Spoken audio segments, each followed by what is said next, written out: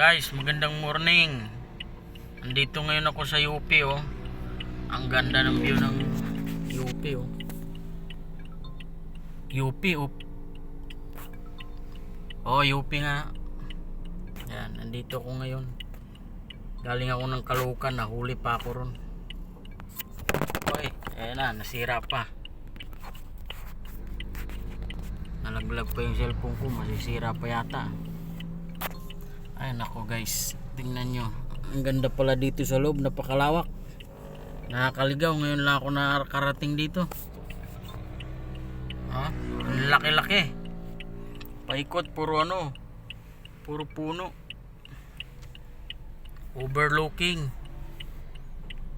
Ganda mag-jogging dito, papawis, mamasyal.